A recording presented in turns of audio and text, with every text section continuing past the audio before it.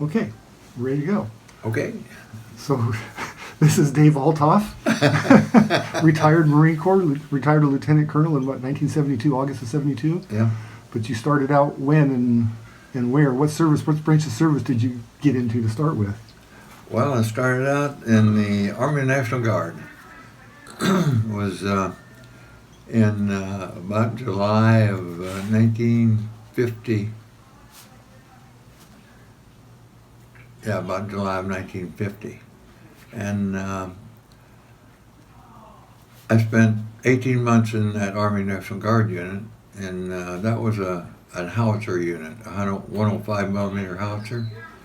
And as in reserve, we'd go a drill every Saturday once a month, or every month we'd go on a Saturday, and spend all day drilling and learning military tactics and techniques and stuff. And then every summer we go down for 2 months down to Fort Huachuca and fire all day long. Fire the different howitzers? Targets, yeah. Okay. My job was initially to load shells in that howitzer and slam it into your fist, and then close the door and pull it. Then I graduated a little bit, and I was pulling the cord rather than shoving the shells in there, so that was a lot easier. Then I finally ended up being in the Fire Direction Center, where all I did was plot the direction that the cannon should be pointed, and the azimuth up and down to get closer or further away. And observe the target, observe the hits, and plot them on a chart.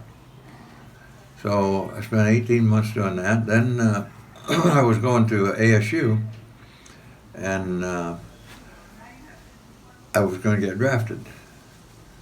Now, the whole time I was in high school, I was good friends with Jamie Sauceman, and when we went to ASU, we both went to ASU together, and we're roommates at ASU. And him and I were both going to be drafted, so we said, well, let's go join the Air Force. What do you say? We wanted to fly. We didn't want to be on the ground. I'd had enough of that hard work. So we went to join the Air Force, and we got there. The damn line was 2 blocks long just to get to talk to the recruiter. It cracks me up. So I said, well, let's go over and talk to the Navy guy and for a little bit until the line goes down, then we'll come back and join the Air Force. Well, by the time we talked to the Navy recruiter for about 10 minutes, we were signing on a dotted to go to Navy flight training. We went over to talk to the Navy recruiter, and he signed us up immediately to go to Navy flight training instead of Air Force pilot training. So we both signed up, and since we didn't have a college degree, we signed up to be Naval Aviation Cadets. So we went through flight training as Naval Aviation Cadets, and that was 18 months of flight training. So we were neck and neck, and when we decided what we were going to do when we graduated, well, he decided he wanted to stay in the Navy, and I decided that I wanted to be a Marine pilot. And so I went and took the Marine Corps commission as a second lieutenant in 1952, and then we went our separate ways. Jamie went into the Navy, and I went in the Marine Corps, and I went to Cherry Point, North Carolina, and went through training in the Sky Raider, the AD Sky Raider. AD Sky Raiders? Yeah, it's a single engine, huge prop. Plane could carry 10,000 pounds of bombs. Single seat, single engine, the largest one in the service time as far as payload that we could carry. It was a prop. And so I've spent about 7 months at Cherry Point, North Carolina, doing formation acrobatics and all that stuff that you get to do, and fun stuff in aviation, and dive bombing, night dive bombing over the ocean. 80-degree dive bombs where you come over a target and you turn on your back and pull down like that to maintain an 80-degree dive angle. Oh, geez. If you try to push over, you couldn't push over enough to do that, so you'd have to pull through. So anyhow, over the pitch black ocean at night on an island with no lights on. But those kind of fun days, but I enjoyed the hell out of it, and it was a good training. And so I went starting in January of 1954. I went to Korea, and if you've ever been to a cold place, you would appreciate Korea because it is one of the coldest I've got. In January, oh my God, it's freeze the nose right off your face. And so I get off of come from Arizona and California and Florida and Cherry Point, North Carolina, going to a cold place like that. I got off that airplane. I had B4 bags in both hands, and I'm walking to the line shack, which is about 200 yards away, carrying those bags. By the time I got there, I thought, I'm going to die. There's no doubt about it. I cannot live 15 months in this place. And that's what the tour was supposed to be, 15 months. 15 months in Korea. So I flew in Korea for 4 or 5 months, and the war had just ended, and we were flying the sorties as if the war was still going. But the North Koreans never got the message that the war was over, so they were still popping away at us, but nothing real serious. So after about 4 or 5 months, I got the call from the commanding officer, come in and got some news for you. What's that? So I go in, he says, I'm going to send you to Japan to be in a special weapons outfit. I said, what in the hell's that? He said, well, it's delivering atomic bombs. I said, what? Yeah. He said, you want to go? And I said, sure. Get out of Korea. Hell, I'd go anywhere to get out of Korea. So I did. I went to Japan, Atsugi, Japan, and joined VMA 251 Special Weapons Detachment there. There were only 8 pilots, select 8 pilots to train and deliver the atomic weapon. And we had the unique experience of being sheltered in a compound where they couldn't even see our airplanes, what we were doing. And there was also very secret. The top secret stuff. Everything was top secret about it. And we even had to manufacture our own, or put together our own weapons. In other words, they shipped the shell, and then you put the driver, and you put the whole thing together. So you had to get certified to put together an atomic weapon at the time? Yeah, and then hang it on the airplane, and then taxi out. They'd open the gates to this compound, you'd taxi out and take off. Nobody even knew where you were going or anything.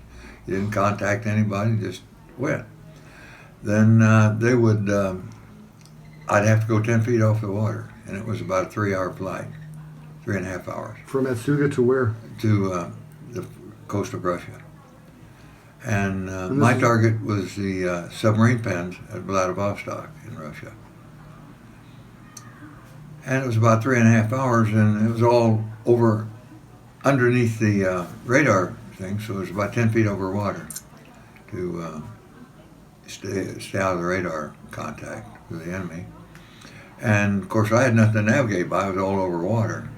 So P2Vs would be flying overhead, and the P2V would give you radar vectors to keep you on track to get to your target.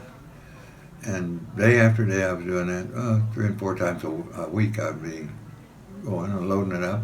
Then when I get to the coast of Russia, if I would make a loft maneuver, which is pulling up at 10 feet, pulling over like this, and about,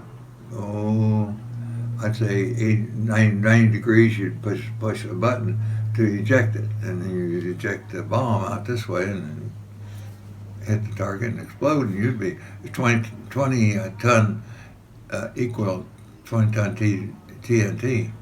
So it was a big explosion, and it was atomic stuff, so you're going to get a lot of radiation and stuff. So it was just judged that we would just be out of the way before it exploded, and by the time it catches, we were flying away, and hopefully you could escape hopefully the we blast. would escape the blast. Yeah. Well, that was all unproven at the point as far as how far you could go to it was outrun that blast. It was a brand new series, but you never had to push the. I never had to really deliver a bomb, thank God. But I went. But you did that 3 days a week for how long? 3 to 4 days a week for 15 months. 15 months? In Japan for 15 months. Yeah.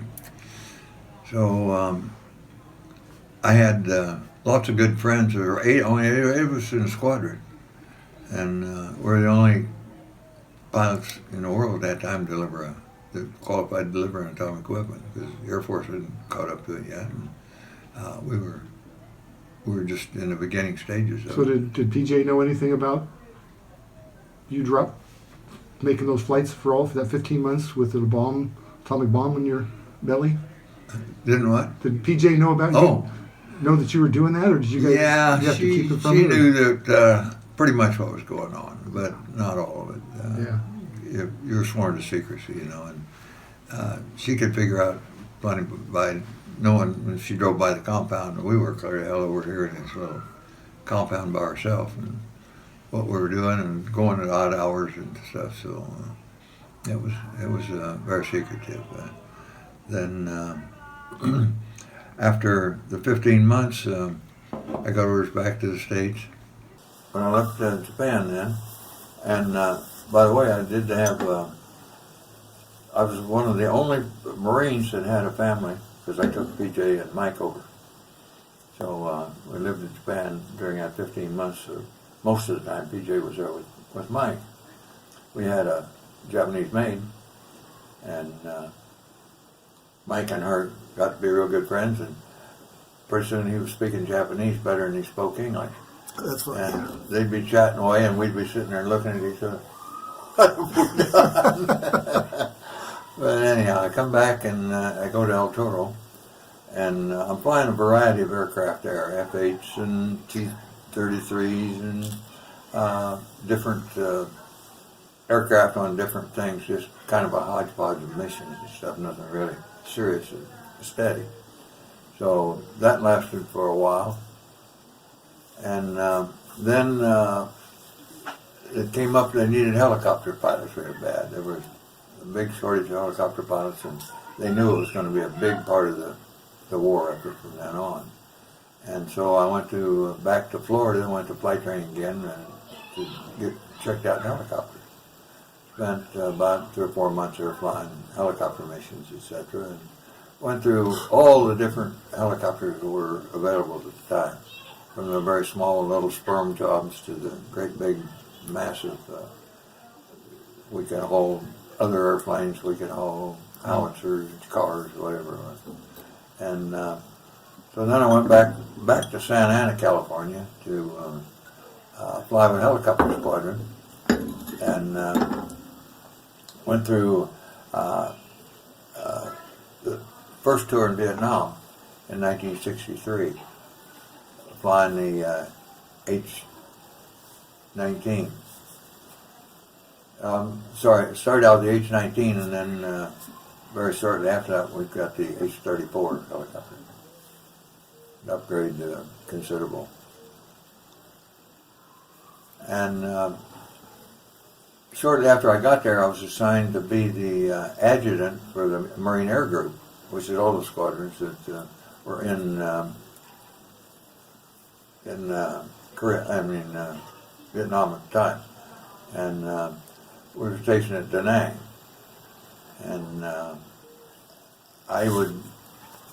And being the adjutant for their group, I was permanent there. The squadrons would come in and fly for about 3 months, check out all their pilots on all the different areas and techniques and stuff, and I would fly with, as the group would come in, I would fly with several of them to check them out on the area and say, here's what you really stay away from, here's okay, and all this stuff, so I'd give them a fam on there.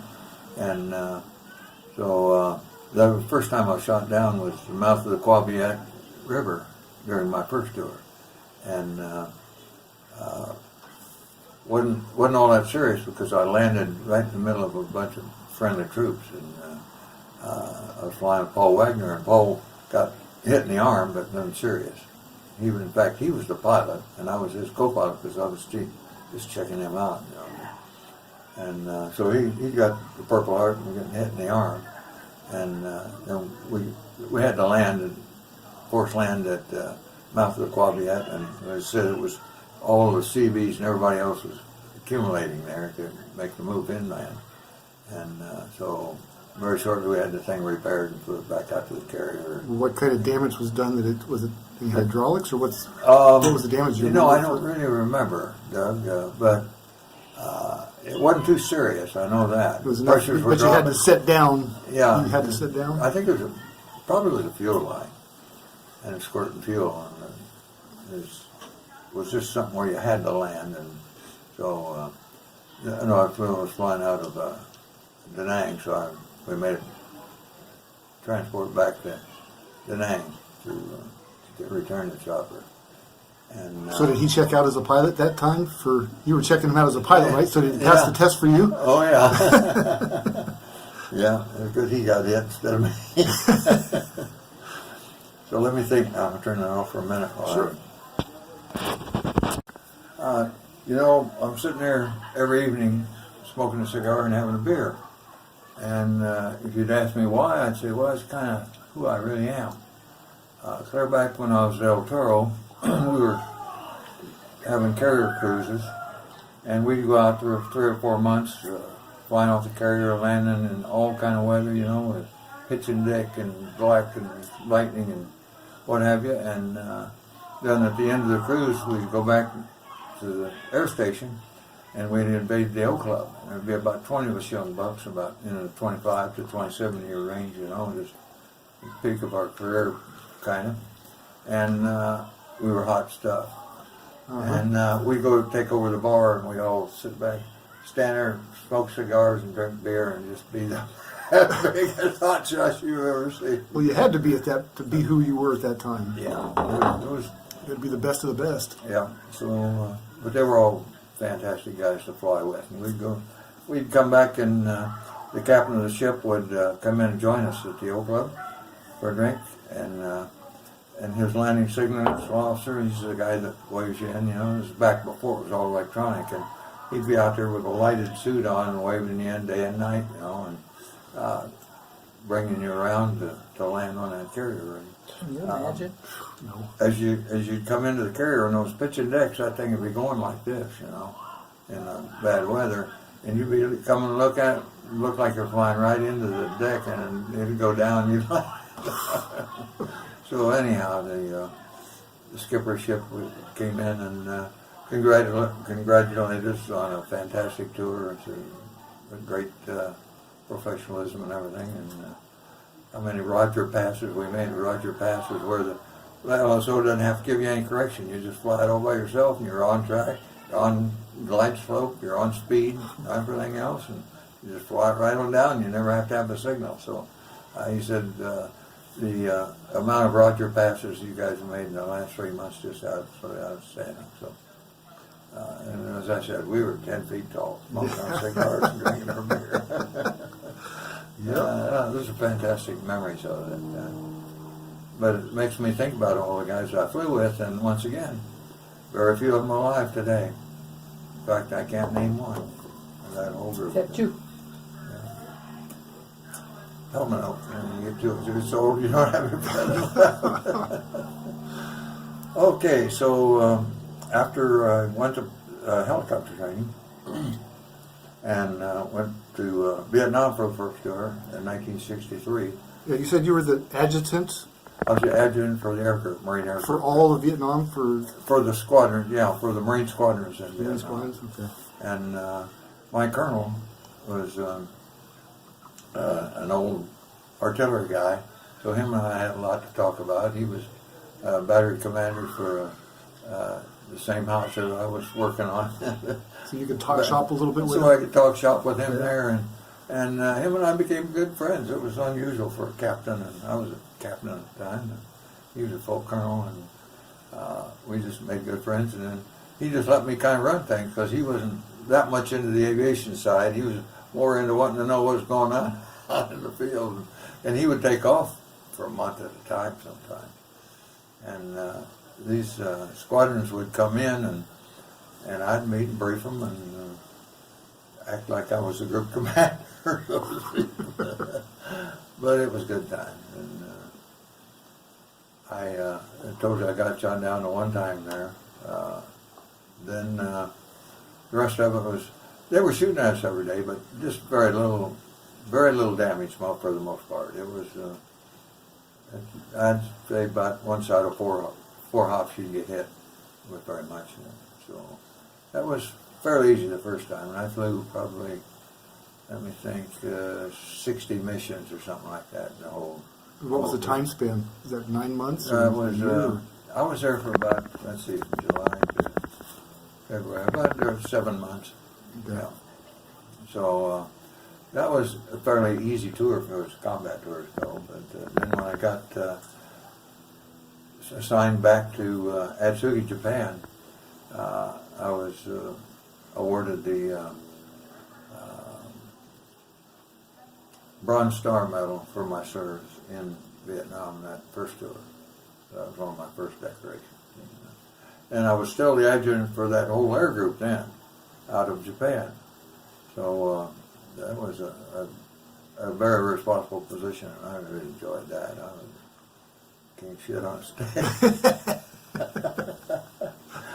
So let me think then. From I came back to the States and was flying the H-34s, and we went to Desert Rock for the atomic test. Desert Rock is just north of Las Vegas, about 100 miles, out in the middle of the desert. And we set off, probably 30 or 40 atomic weapons there. And what our job was is to, we'd be on the ground, and we slept on the ground on pallets and stuff the whole time we were there. I was there about 2 months for those tests.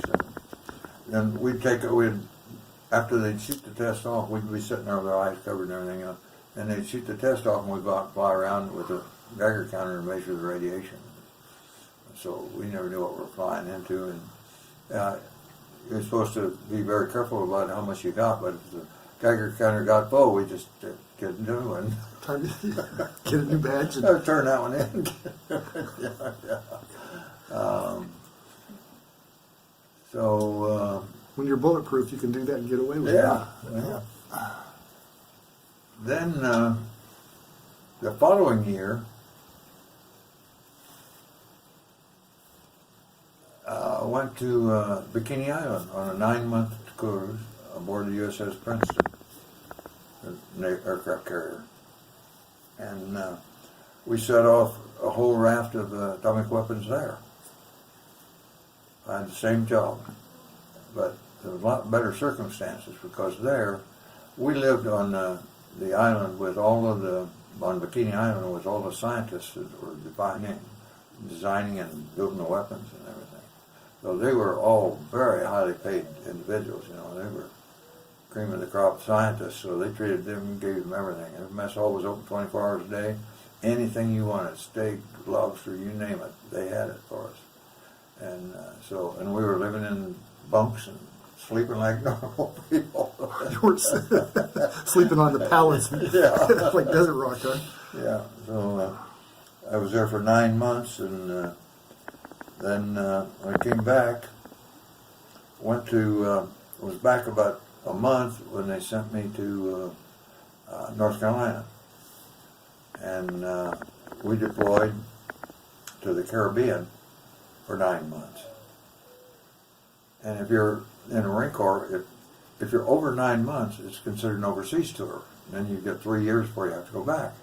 So before the 9 months would come up, they'd bring us back. Mm-hmm. Then they didn't have to worry about our return date, so they could send us overseas again anytime. So then I went from that 9-month tour to another 9-month tour in the Caribbean, flying off of the USS Princeton. And we were there, probably 7 months. And we pulled into San Juan, Puerto Rico, and we were going to be there for 10 days. So I called PJ and said, load up your stuff and come to Puerto Rico, spend some time here. So she did, and the way Mike tells it is he came home from school, and the neighbor was there and said, well, Mike, your mom's in Puerto Rico, so it's going to be you and I for the next 5 days or so. First he knew about it. That's how he found out? Yeah, so anyhow. According to his memory, yeah. Yeah, So, and that's pretty much the way it was. So,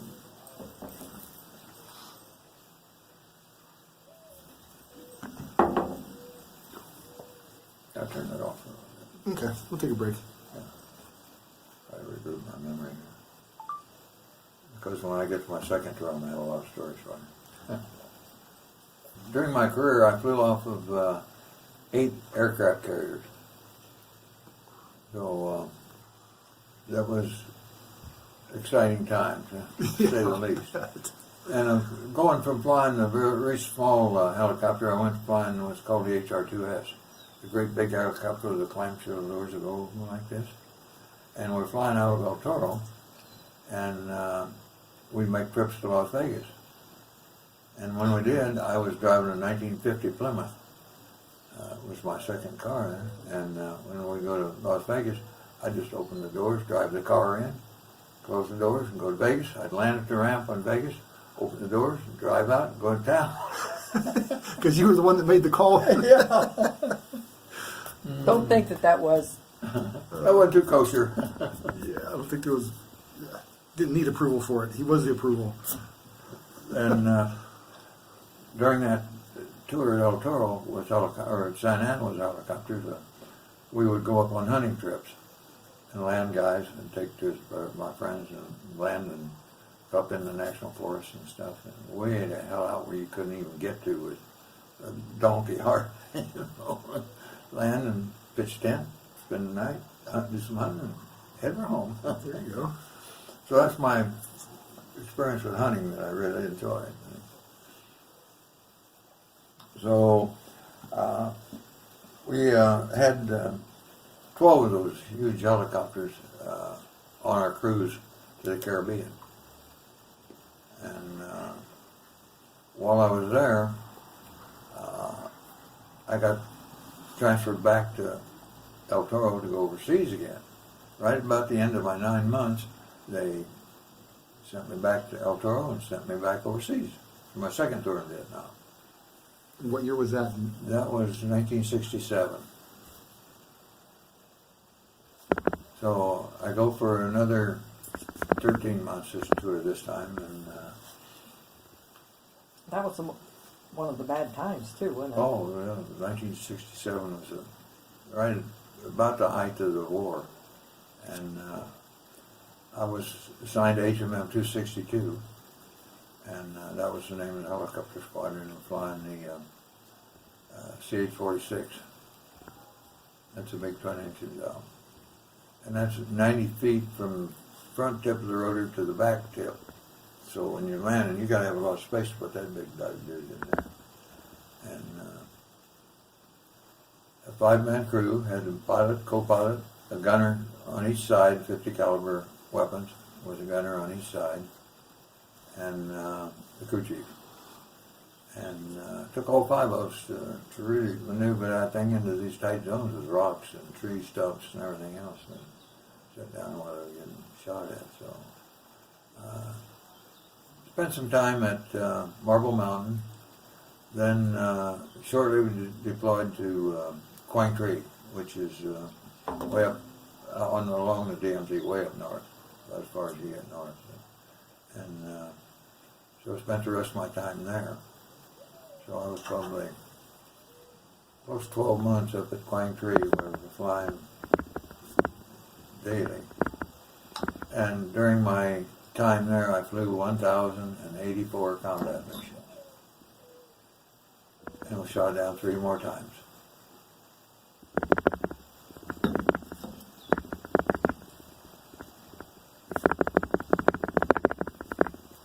First time I was shot down on that tour, Clay Sneer was my co-pilot, and it was his first tour, first flight into combat. Oh, jeez. And we got hit bad and had to land, and so we were right on a beach. I was trying to, the carrier was only about 2 or 3 miles off the shore, and so I was heading for the carrier, and I saw the pressure just going down, down, down. The hydraulic pressure was dropping like that.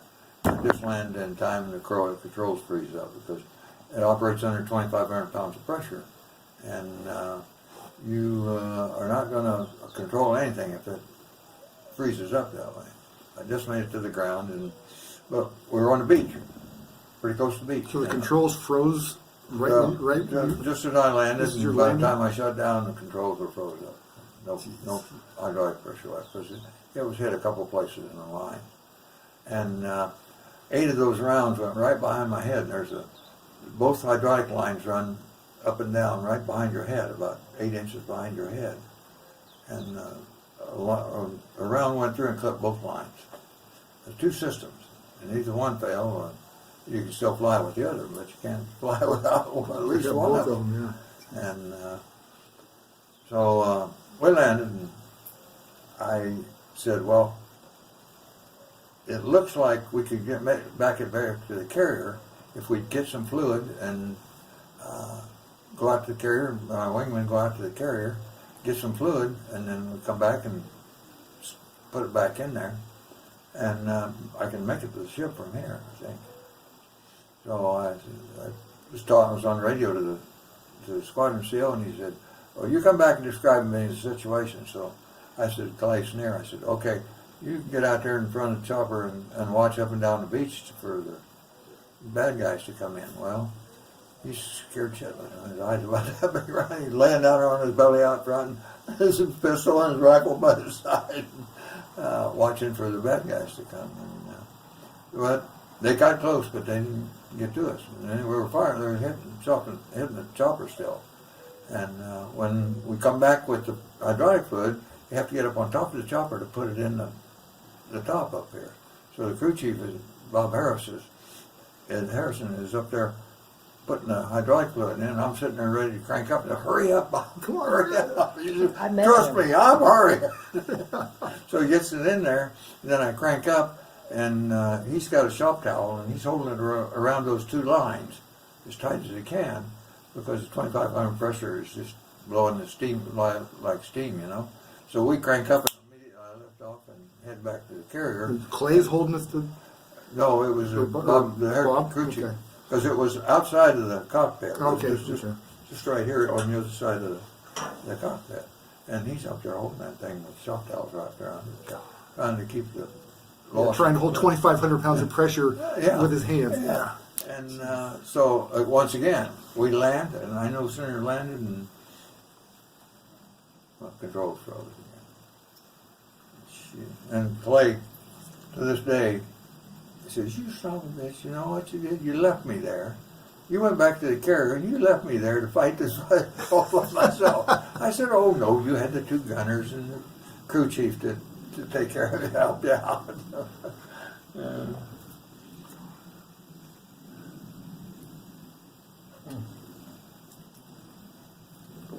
They did things that they wouldn't be allowed to do today, I don't think. You do what you got to You do what you got to do in combat. You don't ask permission. You ask forgiveness. Ask forgiveness later.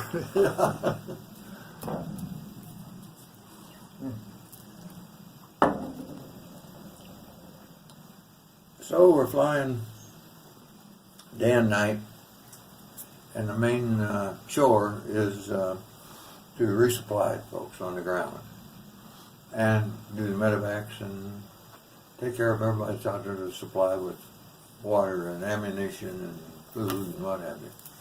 And a lot of the areas they were in, there was an external load that you carried underneath, and you fly over and drop it on the ground and take off. But a lot of them you had to land to unload it. Sitting on the ground with the NVA's firing at you is unbelievable. If you're flying, you can zigzag and you can do certain things to try to keep from getting hit. But when you're sitting on the ground, you're just like a big magnet. All around it's coming down at you. And so a couple of quick stories out of sequence, but had this group commander. His name was O.B. Galentine. He was a full colonel, and I was a major at the time.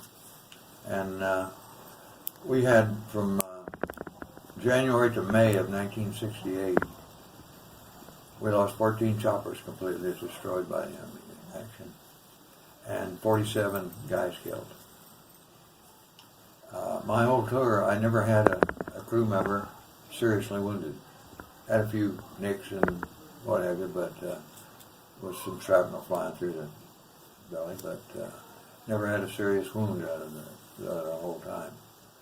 And one of the stories I was going to tell you about is O.V. Galentine was in the command bunker one night, gave me a call. I gave a call and said, medevac, we've got to get out. So I go down for the briefing. And this place I'd been flying out of all day long. It was outside of the hill. It was a bitch to get in the daytime. And we picked up a lot of hits out there that day. It was just surrounded by enemy troops. And so he's insisting, we've got to go get this guy right now. And I said, well, what's wrong with him? And he told me, and it didn't sound very serious to me. You know, he's going to live till daylight. What the hell? You know, risk 5 guys going in there. So I was arguing with him about it. And he said, well, if you don't have the balls to go in, then I guess I'll have to call a different squadron. I turned to Jack Alexander, who was my co-pilot, and I said, Jack, you might as well go hit the rack because Colonel, I'm sure will want to go along and be my co-pilot on this. And he said, he was stuttering around, pretty soon he said, well, we better check that weather again. And he come back, he went out and checked the weather, and he said, oh yeah, it's really closing in, we can't go tonight. Yeah. Well, He had a change of heart, did he? yeah, he had a change of heart. Well, shortly after that, he was relieved as a group commander, and a new guy, Colonel John Hanson, came in. And he gave me a call and said, Dave, what the hell's going on up there that you're losing so many choppers? Because we lost the 14 choppers. And I said, well, it's a tough situation, Colonel, and we get shot at every day, all day, and just performing the mission we're sent to do up here. We can't let these guys die and starve to death. We've got to resupply them.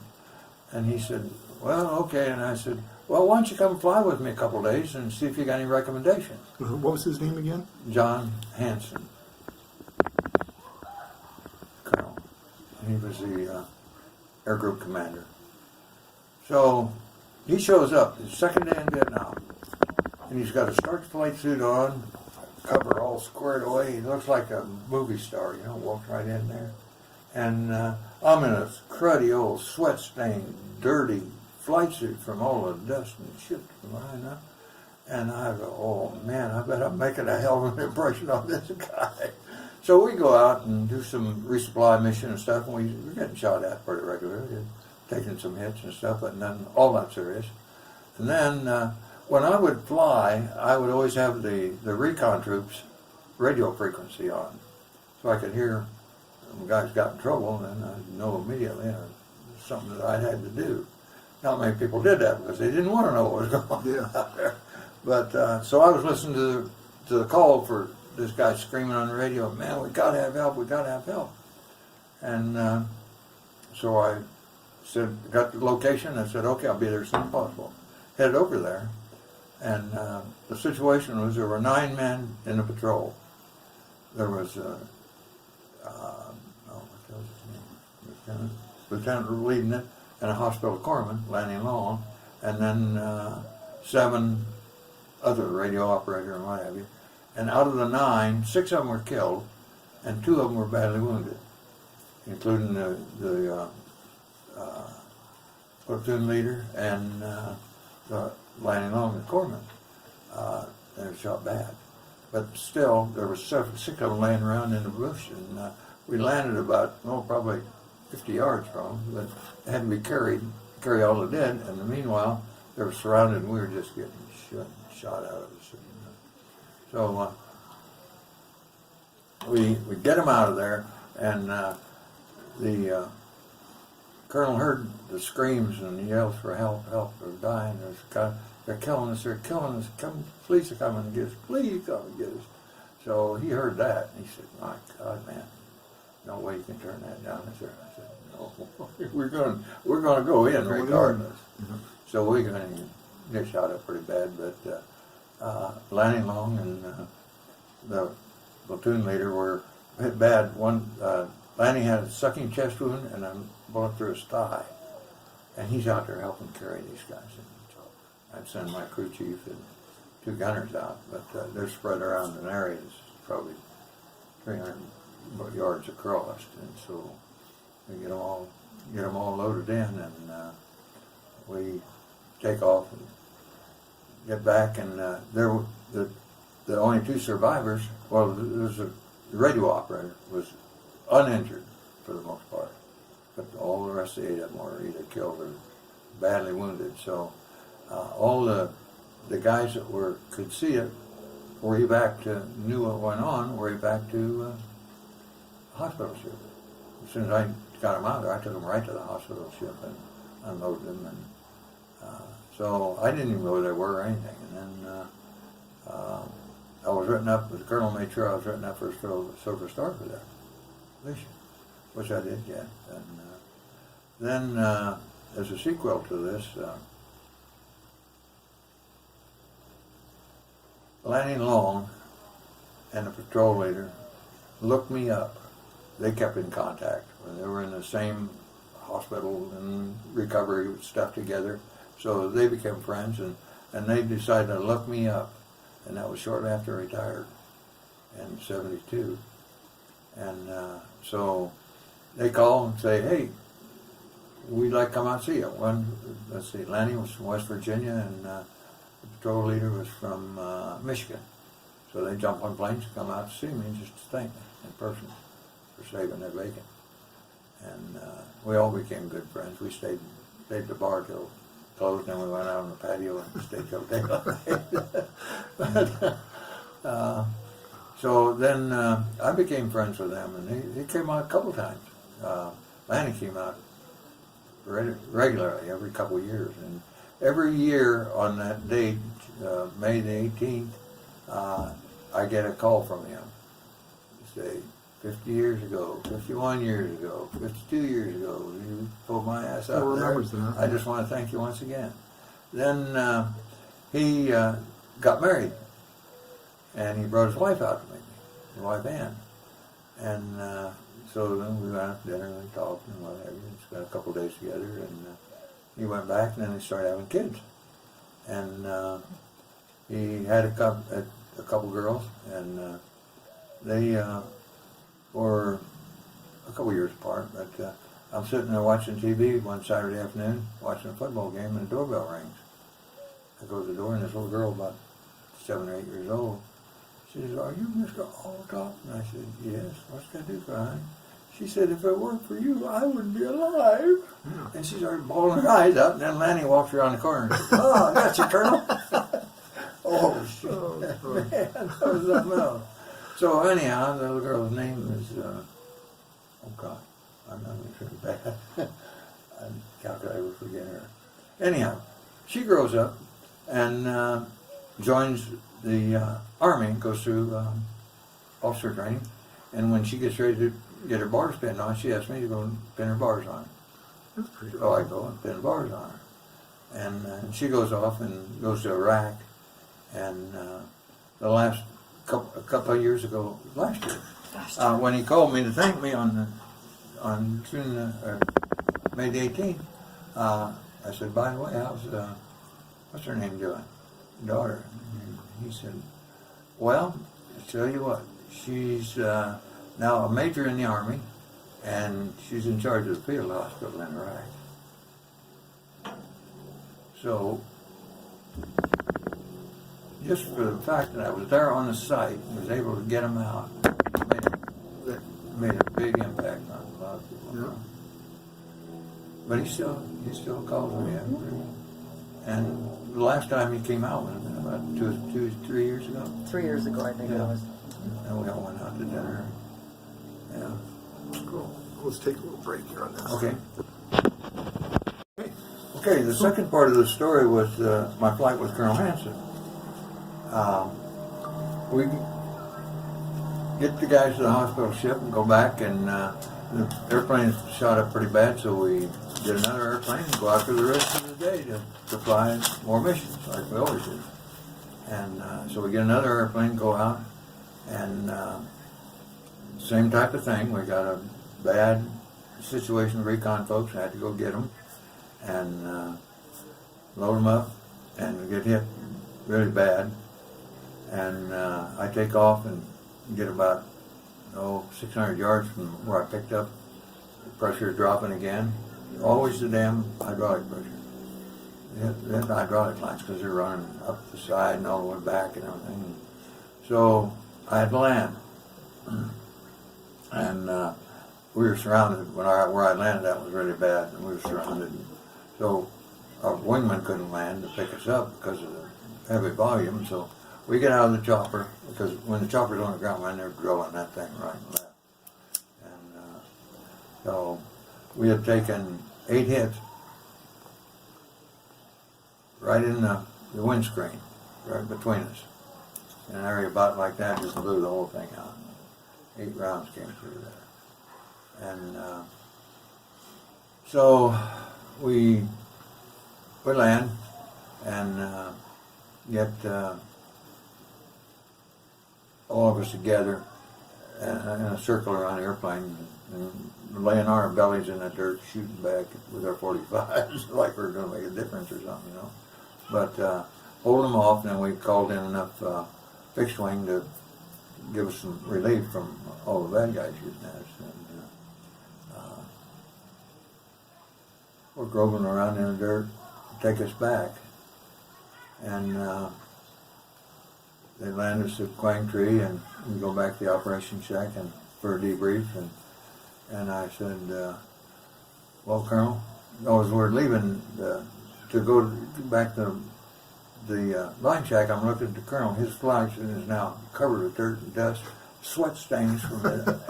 He looked like you did when you first walked in. He looked as bad as I did. I thought, well, baptism of fire, the first damn place. So we get back to the ops office and do the debriefing on what we did. Did anything go wrong, or we could have done differently? Anything? And decided no, wasn't a hell of a lot. We could have done differently.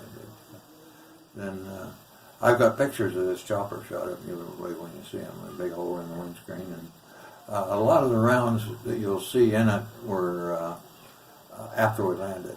Because we were out like this, and they were firing a chopper instead of that. So that was good.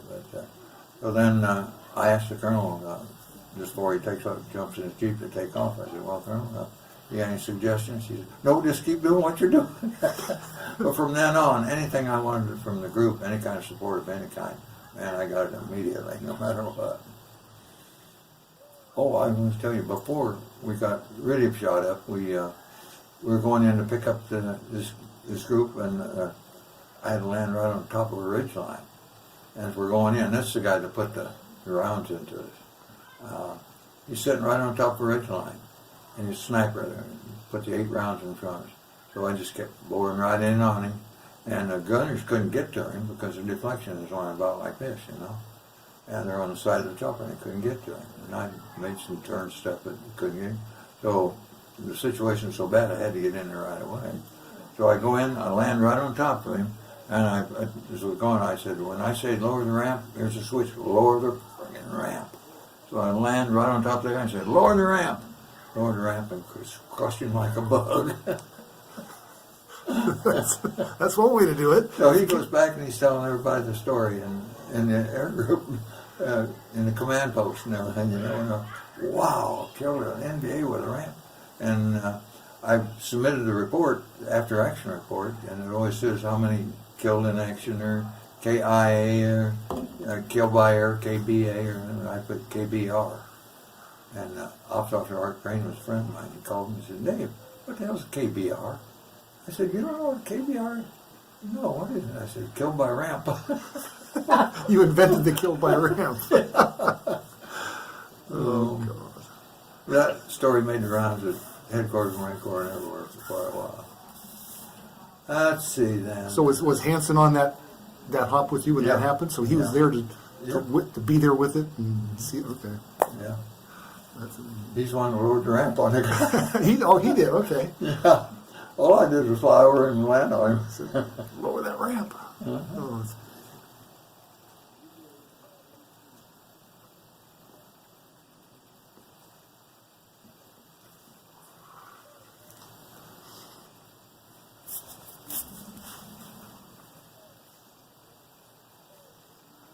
You're thinking? Yeah.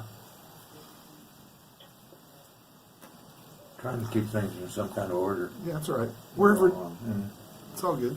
I turned it off for a minute. Okay, sure. 63, I was flying the C-17, which is a twin-engine cargo plane, back and forth to from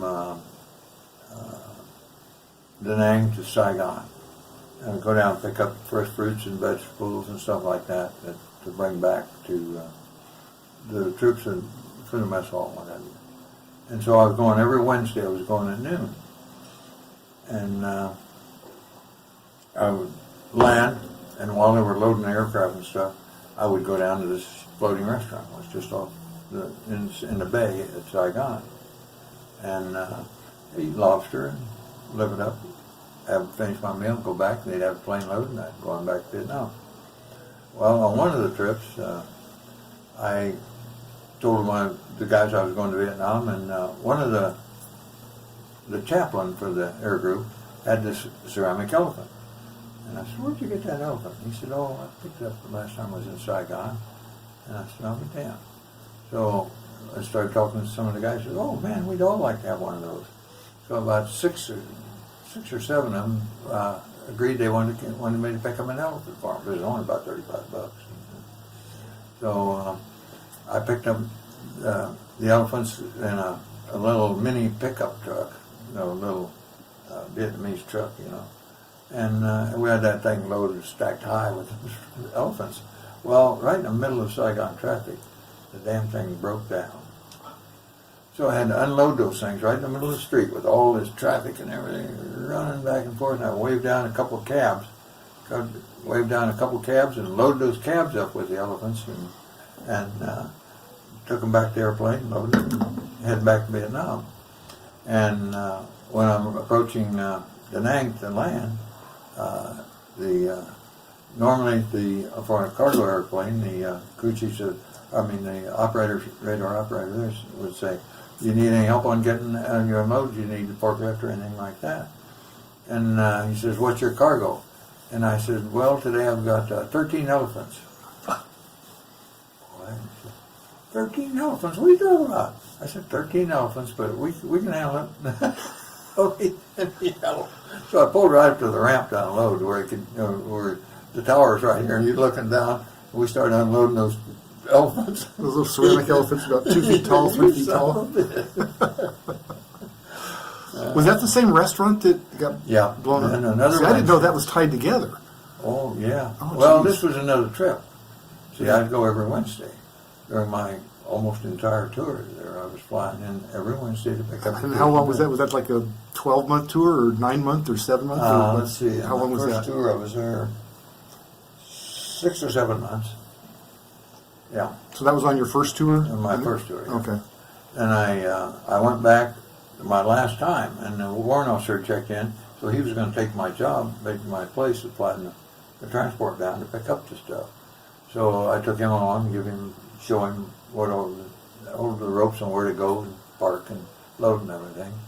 So we pulled in, and I said, "Well, I always go to this restaurant and have a good meal, so you want to come over with me?" And he says, "Well, no, I better stay here and watch them, what they're doing." And I said, "Okay, well, then I'll stay with you." At high noon, this huge blast goes off, and it blows that freaking restaurant right out of the water. Killed everybody on it. High noon. Oh my On God. Wednesday. Every other Wednesday I would have been there. Do you think that they were expecting you to be there? No, I don't know. That was the rumor was, but I wasn't that famous at that time. Oh, yeah, right. Not yet. Sure. That's amazing. Okay, we'll take that break. On the record here. Okay. Quick story about Hip Lofton, who was my crew chief, flew hundreds of missions with me. Fantastic crew chief. We had a reunion in Las Vegas, our first reunion after we all came back, and this was, let's see, probably 82, somewhere in the early 80s, and so PJ and I show up at the reunion, and they're all there, in the ready, in what we call the ready room in the group, you know. And they watch me check in, walk across the lobby room, and as I get right up to the door, then they all say, "Here comes balls to the wall, Althoff." From then on, that was my name. They all called me that. I didn't know it though. All the crew members. Oh, behind them, they talked about you behind your back? Called me balls to the wall. It's not such a bad thing to have to say about you. So that stuck with me, and even now they give me a name tag or something. It says balls to the wall, Althoff. That's a pretty good sign of respect, I'd say. Then, I tell you, going with him to these and meeting these guys, I was so amazed and the respect to your dad. And I mean, they still called him sir after all of these years. I mean, they love him. so anyhow, during that, well, turn it back on. Yeah, it's on. Oh, okay. It's going. Okay. The after the reunion is over, I'm up in the room packing up to go, and Ip Lofton comes to the door, and he said, "Can I talk to you for just a minute before we go?" And I said, "Sure, sit down." So I sat down. He said, "You know, the hundreds of missions I flew with you were the most dangerous of any of them that I flew in my 13 months in Vietnam." And he said, "When I would go to look at the board to see who I was flying with, I'd see I was flying with you, and my stomach would just turn to gel. I was frozen inside because I knew it was going to be a shit sandwich after shit sandwich." But he said, "I just want to tell you, I always had complete confidence that you would get me back. Never had a doubt." And tears were coming out of his eyes. I just wanted to thank you personally for that. You took such good care of me. And you always let me know what was going on. See, the one thing I did was brief the crew, and I said, "This is going to be bad. We're going in. We got to pull together as a team, and going to need everyone to help me get this on the ground, get the folks out of there." So I didn't give them a pep talk. They wouldn't sit there frozen in their seat and stuff. And I'd land, and boom, that ramp would go down, and away they'd go. And so he said, another thing he said, very few pilots would tell us what was going on. We'd land, and they'd be scared they couldn't talk. And we always knew with you where we were going, what we were going to do, and how bad it was going to be.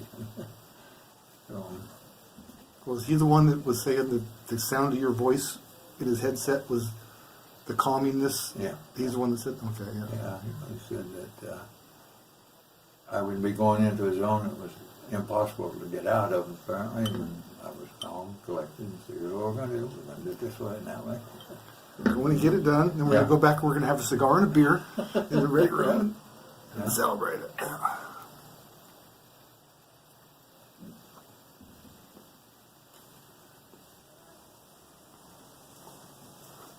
Well, maybe we ought to save some of this for later. Okay. All right, so we're back on. Okay. Well, Doug, you've got a couple of comments there, and you want to... I made some notes of stuff that stories I've heard, just different things I Okay. want to have you kind of go talk more on. One of the things was Rudy Serrano one of the guys, didn't you all three to go together? Yeah. So you and Jamie and Rudy Serrano? Yep. We all three went, well, Rudy joined the Army then and spent 3 years in the Army. Okay. Because I'd always heard the story, heard it the way I remember it was that you three went there together to sign up together. And, Yeah. And he ended up We going did. to Jamie the and Army. Rudy and I. So he went into the Army? Okay. We should get some good discounts from Serrano's Mexican restaurant then. Yeah. What? I never got a discount from Serrano's Mexican restaurant. Oh. Because I would have had to bring up your name when he was there. And then, let's see. And then there was the story of Donnie Leach, the pilot, Oh, yeah. where you said some of the guys were talking trash Yeah. about him, and you set it straight one day. You guys will maybe remember Donnie Leach is Doug's buddy. Yeah. That's where Doug and Donnie were out in the woods and come across the young soldier that hung himself in a tree out there. And they played together all the time, and we're good friends. And then I go to Vietnam, and he goes to Vietnam. And I'm sitting on this landing zone, picking up medivacs, and I'm getting a bunch of fire from uphill like this, from right down the slope. And I've got this, he's flying wasn't flying a Cobra, he was flying Huey. This Huey was supporting me by fire. And it was Donnie Leach. As again, once you start talking to somebody, says, hey, what's your... That was Don Leach flying a Huey, a gun, and supporting me. And so after about a bit, he said, Dave, you're about ready to get out of there? I'm out of ammunition. And I said, no, I've still got 3 or 4 medivacs to go, so it's going to be a little while yet, Don. So he comes around and he lands and hovers right there between me and the fire, taking the fire that was coming out of his line. Now, Don did not have a good reputation in the Marine Corps because he was never dressed right. His clothes were never pressed. He didn't shave regularly. He was kind of a crummy Marine, and everybody kind of talked down at him. So after that hop, I went back to his squadron, BM06, and they were having a squadron meeting. And I said, I'd like to say something. And they said, oh, okay, go ahead. And I told them the story. And I said, now, if I ever hear any Marine talk bad about Don Leach, I'm just going to have to attack him, punch him, and friggin' nose. Because there's a guy with balls that big that would come and take the fire from me. That's the kind of Marine I like. I don't care how pressed and starched you are. I want you to be a Marine. Yeah. Yeah. And what year was that? Do you remember? Oh, that would have been 67. 67? Yeah. I was in North Carolina when we were in North Carolina. Yeah. And then and the opposite of that is AJ Squared Away. The guy that you kind of jokingly referred to as AJ Squared Away? Yeah, well, that's the opposite type Marine was AJ Squared Away. He always had shine shoes and pressed and starched uniform and everything was perfect, you know. Then he checked in the squadron and became my operations officer, in which you assign all the flights to different pilots, etc. And I noticed that he was very seldom on the flight schedule, and when it was a milquetoast hop, you know, somewhere back in the back lines. And so I called him in one day and I said, look, and I won't give you his name because I don't want to besmirch him, but I said, look, you got to fly with the rest of these guys. You can't be just picking up the hops, milk runs and stuff. The combat hops are for everybody, and you take your share of it. He said, oh, I will, promise, I will. Well, a couple weeks later, I called him back in. I said, hey, nothing's changed. And he said, oh, give me another chance. I said, no, I gave you the chance. You're out of here. So I shipped him back to the wing and I replaced him. But so here's a guy who's a picture book Marine that can't fly combat, and here's a guy who, like Don Leach, who's a crummy looking Marine, but got the combat skills that you really need. And then your roommate, when you were in Quezon, they didn't make it back? Yeah, well, I lost 3 roommates. One of them was 3 majors, and all the majors bunked together, and so the first one was, and he was shot and killed early on. Then was one of our neighbors at New River before we went overseas, and you probably don't remember him, but he had a couple sons about your age, so I'm sure you guys went to school together. That would have been in kindergarten. Yeah, PJ and his wife were good friends and hung out together. And so he checked in the squadron, and after a few months in there, he's flying wing on me, on the right-hand side.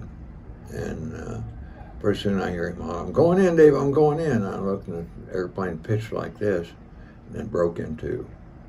Bodies were falling out. We'd picked up a bunch of medivacs, and bodies were falling out. We were about 1,500 to 2,000 feet. So all these guys were in the falling. Helicopter, and it just broke in half? Just broke in half like that.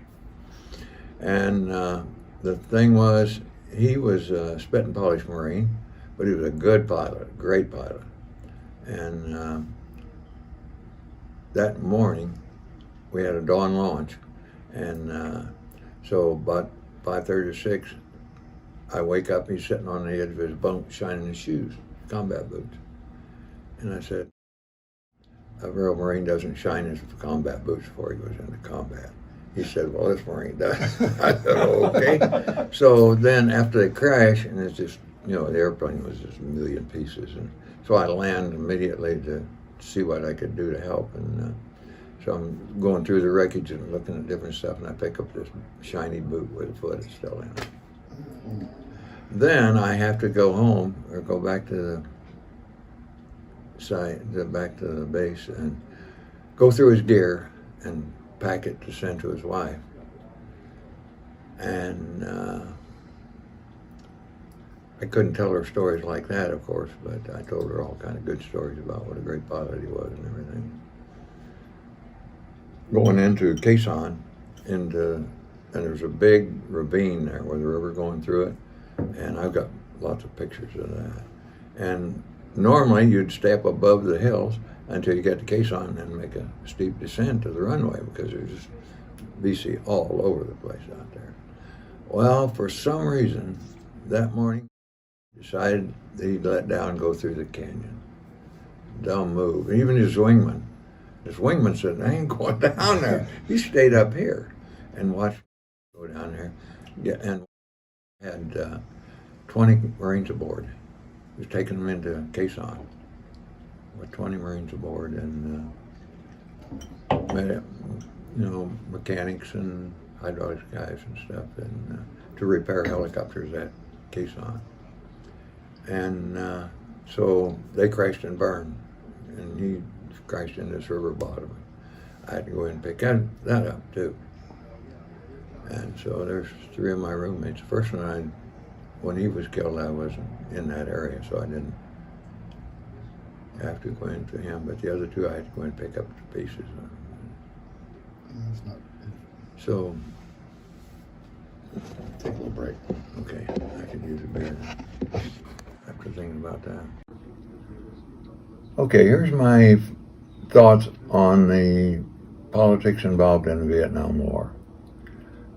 When I first went to Vietnam in 1863, the North Vietnamese were coming down and killing off the ministers, priests, teachers, all of government officials, anybody, business people, anybody was anybody, they just went and whacked them.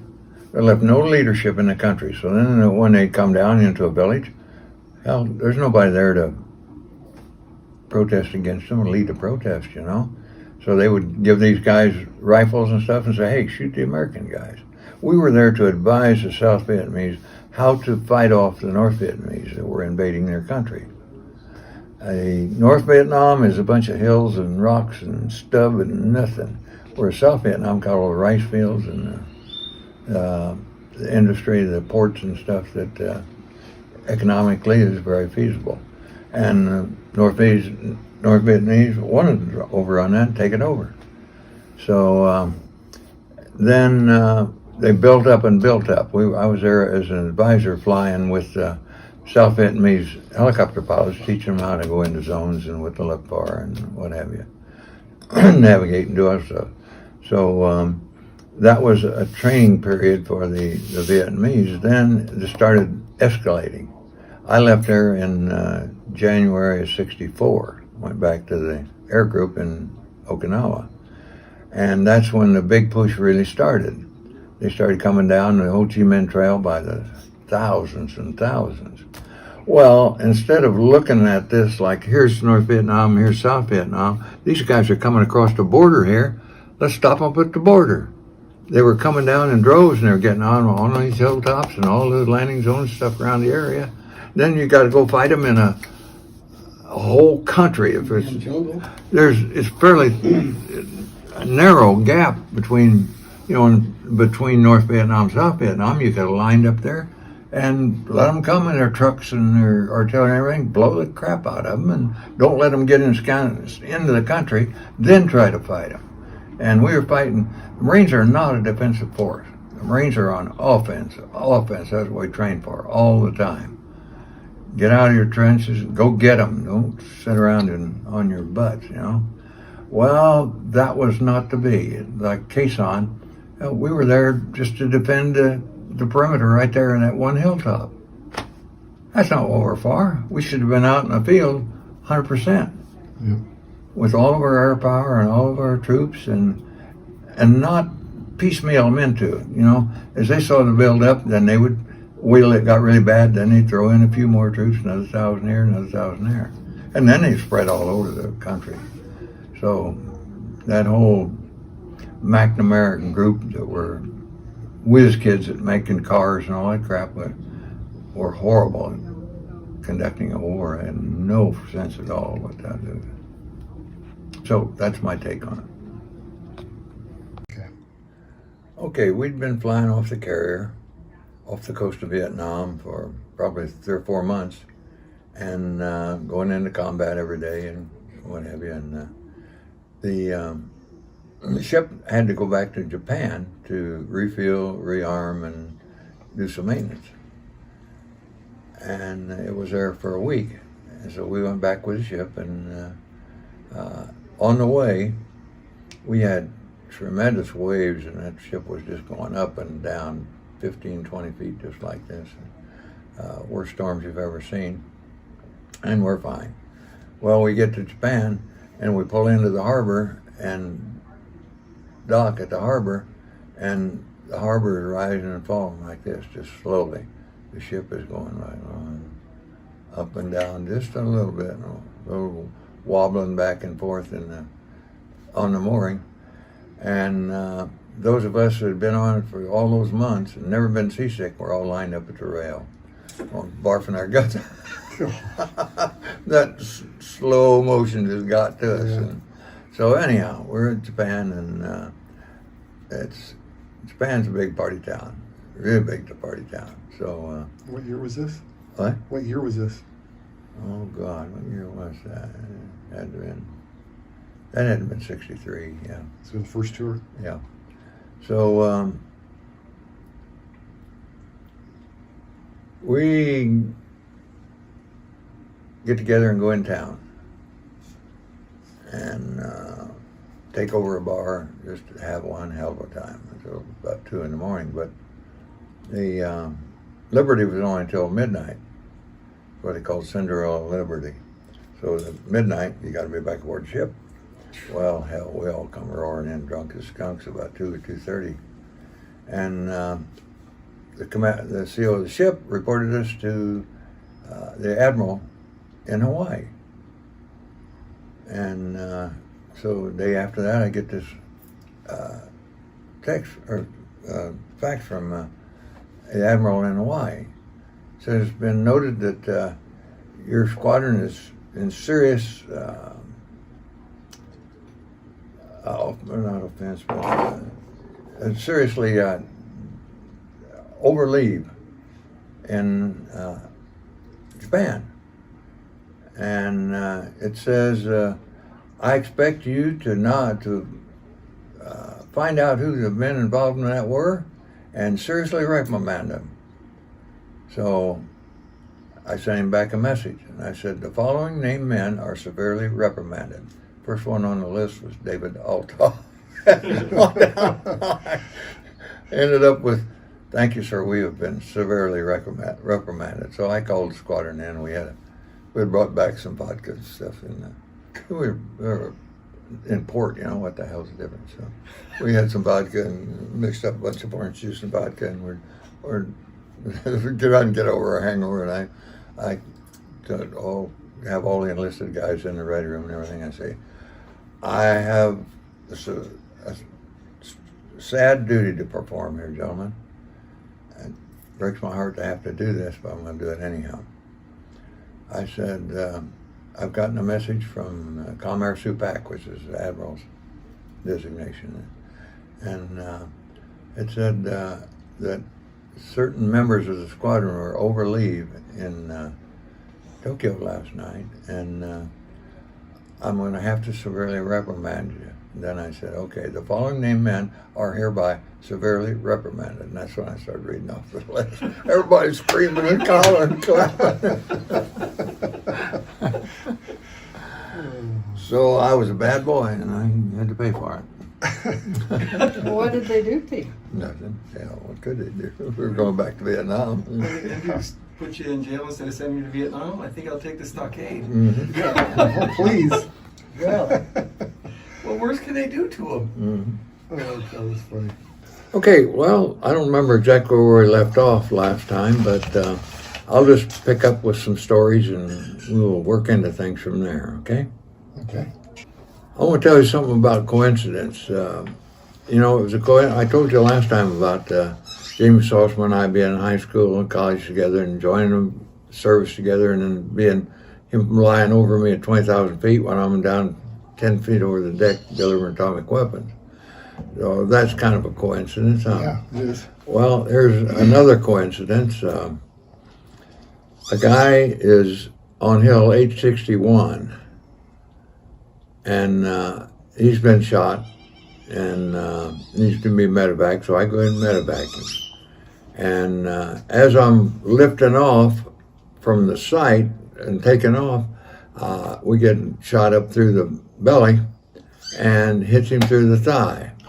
Now he's been wounded in his shoulder, he's been wounded in the thigh, wounded in the head and wounded in the thigh. And so I take him right down to Delta Med at Quang Tri, or Quezon, and drop him off for emergency treatment, etc. Then after about 2 hours, I'm out doing some more resupply and stuff, and I get a call from the medevac site and said, this guy's got to go to the hospital ship. He's in bad shape. His head wound is worse than we thought. So can you come and get him, take him out? I said, sure. So I go back to Delta Med. Now, Delta Med is at Quezon, and it's about 25 yards from where you land to where they come and deliver the medevac. So I land, and the 2 stretcher bearers come running out with him on a stretcher, and they get about halfway to the airplane, and a mortar round lands and injures the stretcher bearers. They drop him, and he's laying on the ground, wounded in 2 places, and he's got shrapnel in several places in his body, and I've got to take him to the hospital ship. So then I've got to have my guys run out and pick him up, take him back to the airplane, and bring the 2 stretcher bearers. Of course, they've been wounded too. So I couldn't leave them laying out there in the tarmac, so load all of them up and take them back to the hospital ship. So this guy's been wounded that morning, a head wound. Then I pick him up, he's got a thigh wound. Then the mortar shrapnel goes through him. He's got 3 Purple Hearts in a matter of 6 hours. And I'm going through this, and I've landed, picked him up, and I've taken lots of rounds, but I'm not wounded. So there you go. Another coincidence, my brother Bob was playing golf down in Maricopa one day, him and a couple of his friends. And so he gets, at the tee time, he gets a call from the starter, says, hold off on starting, I've got somebody who wants to join you. So this guy comes out to join Rex, and he's a big guy. And Rex has got a hat on, this Marine Corps hat with a Purple Heart on it. That says Viet Nam. So Bob starts talking to him and asks him when he was in Vietnam, how he got wounded and everything. So he starts telling Bob the story of how he got wounded. And it goes that he's leading a 20-man platoon out to pick up some recon guy bodies and stuff like that, and they get surrounded, and they've got 9 of the 20 of them killed, and all the rest of them were wounded, and they were surrounded. And it's Rex saying that they were saying their final prayers are out of ammunition. They had nothing left. That was the radio to call for help, and so they got a hold of me, and I went in to pick him up. And So Rex was evac to, he was wounded pretty bad, and he was evac to the, I evac him to the hospital ship. And so Bobby's listening to his story, and he said, a helicopter picked you up? And he said, Rex said, yeah, one of the big twin rotor helicopters. And Bob said, well, my brother Dave was flying one of those and picked up a lot of guys in Vietnam. He said, when did this happen? And he said, oh, May or June of 1968. And he said, I'm sure that's when he was there. So he said, I'd like for you to meet him and talk to him about it. And this was when we were having breakfast at the Hangar Cafe. So Bobby gets Rex to come and join us for breakfast. And we start talking, comparing notes, and sure as hell, it looks like on that day I was flying medevac missions, and was the one that picked him up, picked up all of his 20 guys, and there were 9 of them dead and the rest of them were wounded, but got them all out of there. And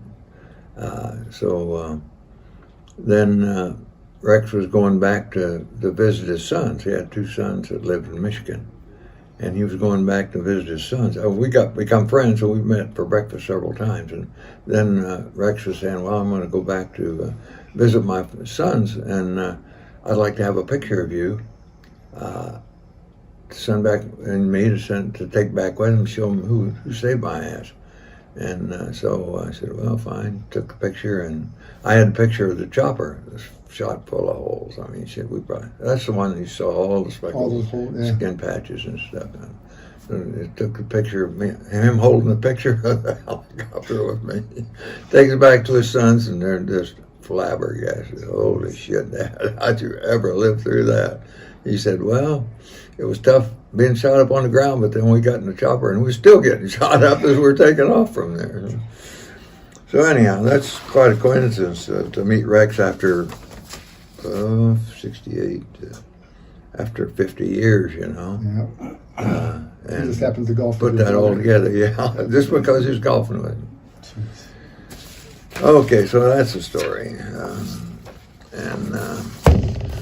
Now, the other story you guys are both familiar with, and that was when the Barnyard came to visit.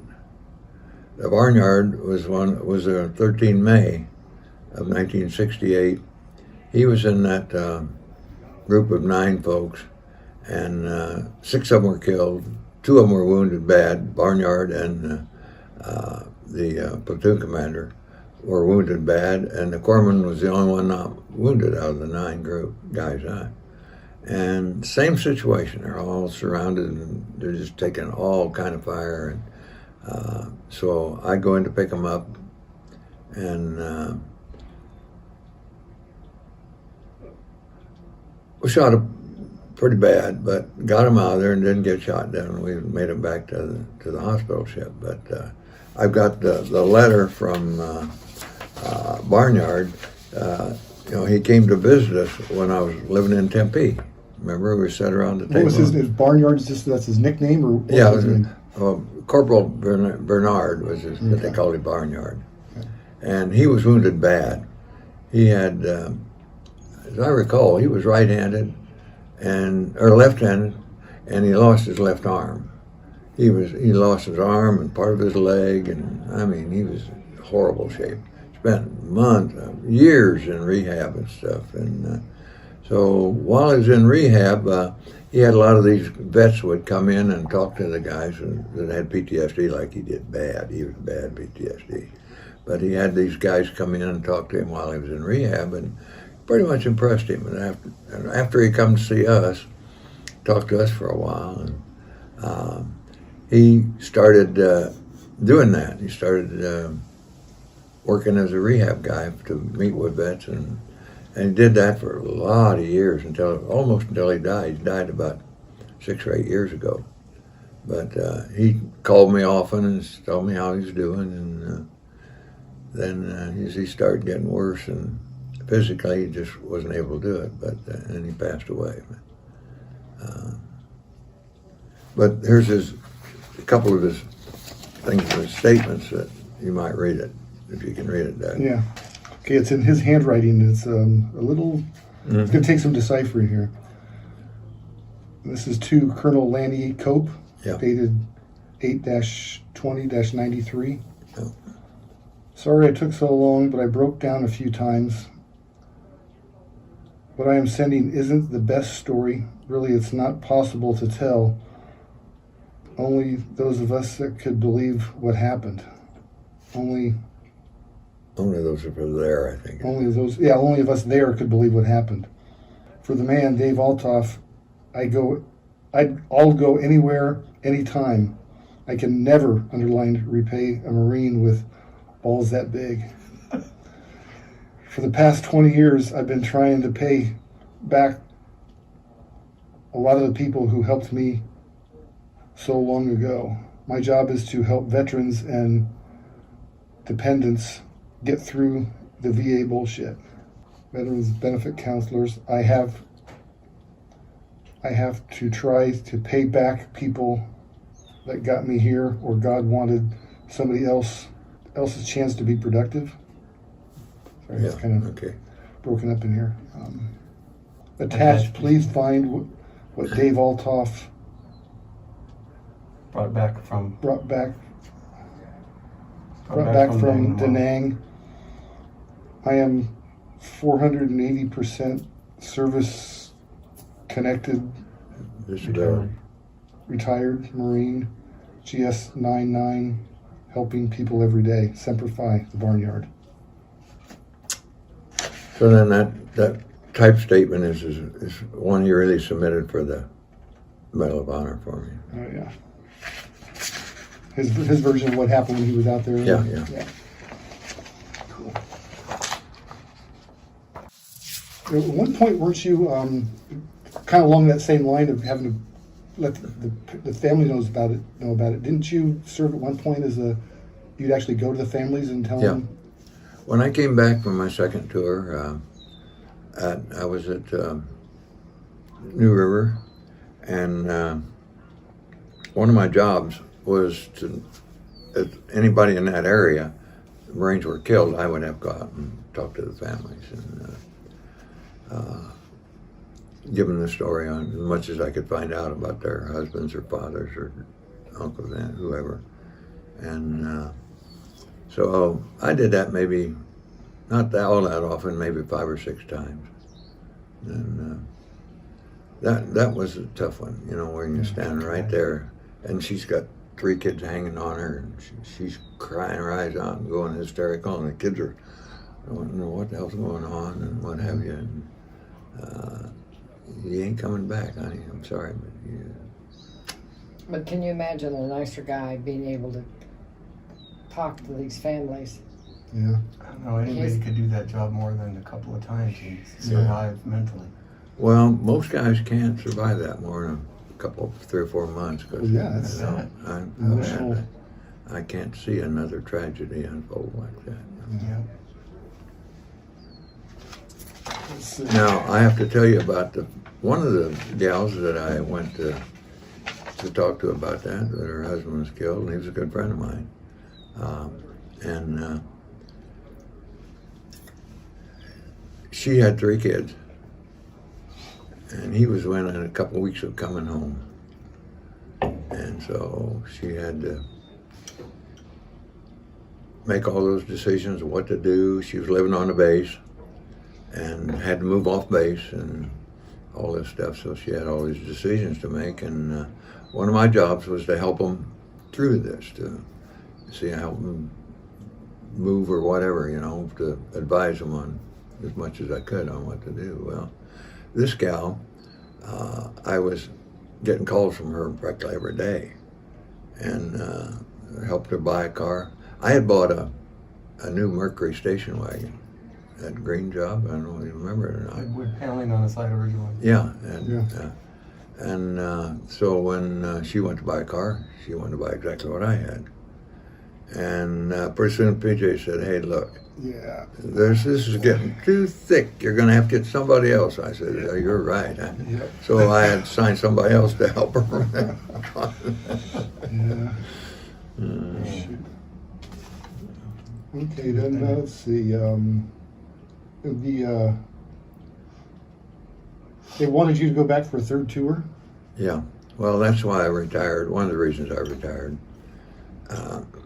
After my second tour, I went to the Pentagon and was working for the Commandant of the Marine Corps and doing recruiting of pilots and several other things. But I got at the 20-year mark, and I was due for a third tour in Vietnam, for one thing. And I'd been working with all these generals and politicians and stuff at D.C. for 3 years, and I saw really great Marines turn into generals, and then they were political hacks. You know, you're working for at the pleasure of the Commandant, and he tells you, you know, these congressmen write to the generals all the time wanting all this stuff, you know. And they were sending messages over on Friday afternoon demanding an answer by Monday morning at 0800, you know. And what the hell? This is going to take me a week to research all this crap you want, you know. But you don't tell them that. You do the best you can. You work all damn weekend. Turn it into them. You never hear a word out of it. I mean, it was sickening in my book. And then I saw these guys who were really great Marines get to be generals and turn into yes men, and it was so political, and I didn't want to be a political hack for these stupid congressmen. So based on those two things, plus my dad wanted me to come back and take over his business, so I had a built-in business to go to come back to. So. And then, you know, you guys were, Mike was probably 17 or 18. You guys were 14, 15, 16 in that era. And the height of the drug culture, I mean, everybody in that school district, sister was smoking dope and God knows what else, doing crack and everything. And so I decided, well, I hadn't been a dad for 20 years, I better start being one now. Because I was gone half the time, you know. Half the time I was in the Marine Corps, I was overseas. So that made me decide, well, start a new life and go from there. So rather than go for a third tour in Vietnam, you spent the last 3 years. Well, no, that was after 3 years at the Pentagon. I was due for So you worked at the Pentagon for 3 years. Yeah. Because you did work there, okay. And that's when you were in charge of recruiting? When you came Well, that's when I was recruiting Marine pilots. And I would go around the country to different universities and different organizations that had likely candidates and give a talk. And I designed a lot of the material that we use for recruiting posters and stuff like that. So Me and my crew, I had a crew. two of the slogans that they're still used today, the Marines were looking for a few good men and the few that proud the Marines. Yeah. Those are the ones that you put the stamp on and said, Yeah. those are going to be the slogans? Then that picture I've got in my office with my hat and sword and wings and stuff, those were my hat, clothes, and Those sword were and stuff that I laid out and took the picture of to inspire these guys.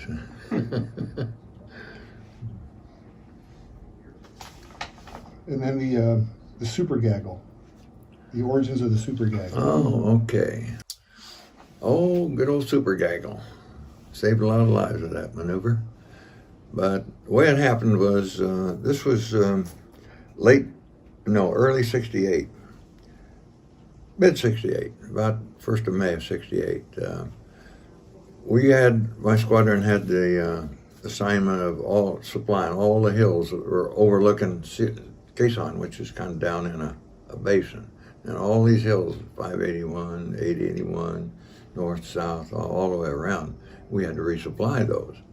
And the NBA weren't dumb by any means, and they had all these landing sites really pinpointed because, you know, you go and land on top of a hill, that's where you're going to land every time. You got no choice. And they had them all zeroed in with mortars and everything, and artillery and everything. So we were taking lots of casualties. I think I mentioned on the first tape that we lost 14 choppers from January to May, mid-May of 1968, completely destroyed by enemy fire. Shot down, shot up, burned, crashed, what have you. And so after one particularly bad day, I got together with Bill, well, I'll think of it in a minute, but we were supported with the Huey Squadron, BM-06. And so every time we'd go out on a flight, they would stay with us as long as they had the ammo to do it, you know, and give us support. And after one really bad day, the CO of the squadron was flying wing on me, and we come back after about 10, 12 hours of flying out there. We're getting shot out of day, hour after hour, you know. And we looked at the situation and decided, hey, this just ain't working. We're losing too many choppers, and it's a shitty way to do things. So we decided, what, instead of going out individually to these hills 3 and 4 times a day to medevac and resupply and stuff, sometimes we go to the same hill 5 or 6 times. Well, that's 5 or 6 exposures. So we decided, no, what we have to do is take a big group in early in the morning, resupply them all the ammunition, the food, the water, whatever they needed, take their medevacs, and then go back in the evening, do the same thing. Pull out their wounded and stuff. Instead of going in 5 or 6 times a day, we'd go in twice a day, and we'd go in with a lot of fixed wing, helicopter support, and the way it should be run. With guns ablazing. And so Bill and I sat there and cranked through it and said, we finally decided, yeah, here's what we'll recommend to the wing. So we sent the recommendation up to the wing. And in fact, Bill went up and briefed them on it. And they come back and said, well, we got it approved, so we're going to start. And him and I had called it Supergaggle. Instead of, it's a gaggle of geese, you know, it's just a whole bunch of geese going on. So we called it Supergaggle, and because we had super type airplanes going in as a gaggle, and started working from there. Well, the fame for the Supergaggle spread right quick up through the wing. And the wing operations officer and one of the generals claimed that they conceived it, you know. Oh, hell. That's the exact word they said. They said, we conceived this idea.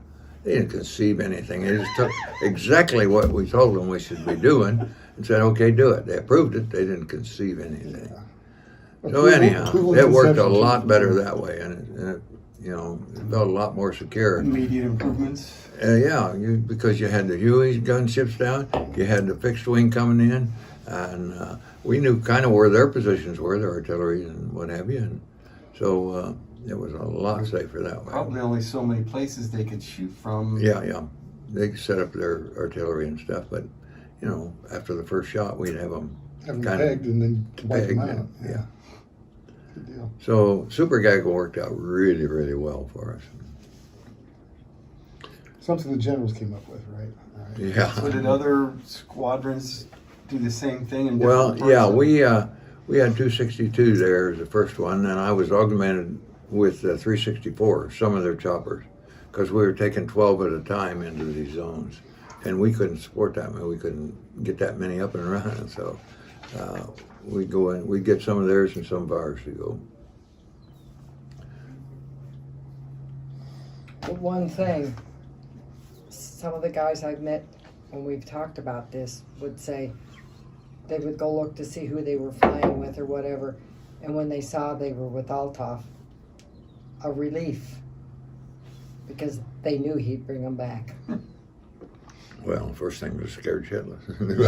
Oh no, it's not with Althoff? Oh crap. That's not a milk run.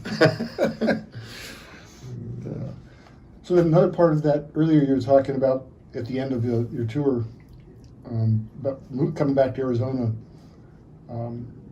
Did you get a job offer to go to New York? Yeah, before I retired, when I told the commandant I was going to retire, he said, "Don't retire, Dave. You'll wear stars in this man's Marine Corps.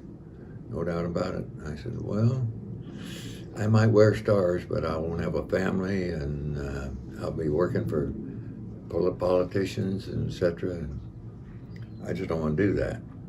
So he said, well, I've got this friend that has a .com business that could use you. So he introduced me to, Ross Perot. who? Ross Perot. Ross Perot, yeah. He introduced me to Ross Perot, and Ross came to visit me 2 or 3 times, wanting me to go to work for him.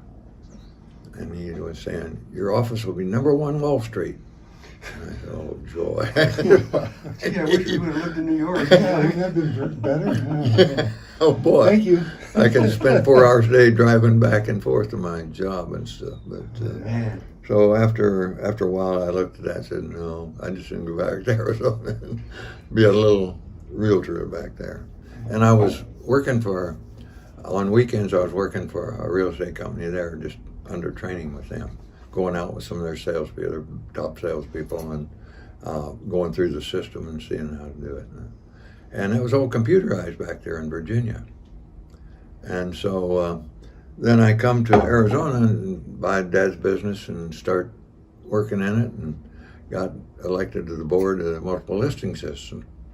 And they're in books about this thick. You got to go through a book and look at the pictures and the write-up, and it takes 2 weeks to get the book published after you have a listing. And I'm saying, hey, why are we computerized with all this stuff? And I don't know, why aren't we? I said, computerize it. I hired a couple experts that computerized this system, ASAP. And within 6 months, we had it all computerized and Yeah, heck of a lot. going away, yeah.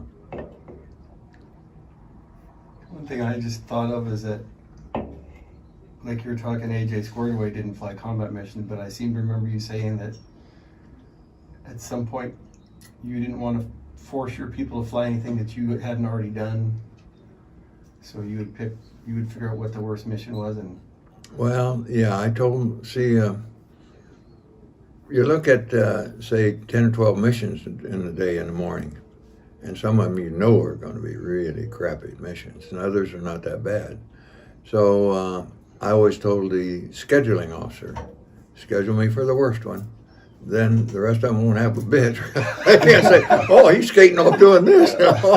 So they line right up to take the rest of them. Yeah, that was a good move on my part, I think. Although it put me in a lot of danger, but... you think? Couldn't like rotate, yeah. pull a straw out, or Yeah. pull a number out of a hat? And I then- learned a lot of respect from Yeah. And then with the Aviator of the Year award, can you just tell a little bit about that? What the time frame and what happened? Yeah, well, when I came back my second tour in Vietnam, I had spent a year at ASU. And so while I'm at ASU in 68, late 68, like December of 68, I get this thing in the mail. And it said, you've been selected as Marine Aviator of the Year for 1968 from the Commandant. I'm like, holy shit. That's pretty good, huh? Well, shortly after that, they wanted me to come to Florida, to Miami, so the Commandant could present the award to me. And the statue, my God, the thing's that tall and like that. It's a humongous trophy. And so they sent an aircraft, a multi-engine aircraft, to pick me up in Phoenix. And my mom and dad basically were going to go. Well, and my wife, and PJ came down with a what kind of a tack do you have? They removed a gallbladder tack, and she couldn't go. And so mom and dad went with me. And now I hadn't told the folks much about anything about all this. They knew kind of that I was flying combat and stuff like that, but I didn't tell them a hell of a lot. And when we got there were several guys from the squadron were there too. And so they started talking to my folks. my dad come to me one night and he said, David, is it true what the hell they're saying about you? I said, well, it depends on what they're saying, but I hope it is true. And one of the guys that talked to him said, hey, I know the guy was shot down 10 times. And that made my dad cry. He was just broken up over that. And I said, no, Dad. Most I was shot down was probably 4 or 5 times. Oh, is that all? Like, oh, In a helicopter, yeah. I shot up hundreds of times, but shot down only 4 times. That I kept track of. So. But you never got the Then, never got the Purple Heart for Nope. being injured? No, that's another coincidence thing, you know. All the holes go through that chopper, and I told you last time about taking 8 of them, right? Right over your head? 6 inches, 8 inches over above my head, and just luck, I guess. Luck of the draw. Thank God. Yeah.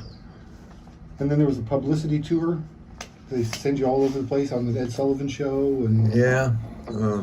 After I was named Marine Aviator of the Year, Boeing Aircraft, which made the CH-46 that I was flying, called me back to the plant to talk to their engineers to see where they could make the chopper a lot safer. Wow. So I spent a week with their engineers at in New Jersey somewhere. I can't remember where their plant is now, but just talking to them about every system in there. And every time I knew that one of them was damaged and was critical, and so I showed them where they should put some armor plate around the hydraulic lines and the control lines and the engine panels and things like this. And boy, they got right on it. You talk about. I'm surprised they never talked to anybody about that stuff when they were designing the thing from the beginning. Well, they didn't know how much was going to be used and how much was going to be. How many rounds Shot they Yeah, were through it. like they didn't know the volume of fire that thing was going to take. But it was a great airplane for taking fire. Jeez. I mean, geez, you saw what the hell the bullet you holes can could still be. fly. Yeah, and still be flying. Now, when it hit both hydraulic lines, you're going down. Or if it hit certain parts of the engine, you're going down. And another coincidence is I've got a picture of it. It was a control cable that runs from the 2 rotor systems that are on the top of the fuselage. And it's 8 strands of cable in that cable that runs back and forth, controls the rotor, that keeps them in sync and keeps them moving. Well, I took some hits in that cable and cut 5 strands of the 8. And when it hit, it just jerked that stick right out of my hand, went like that. I was, oh shit, I'm dead That's man. not good. Well, I'm still flying, I jerk it back, and You're like, what the?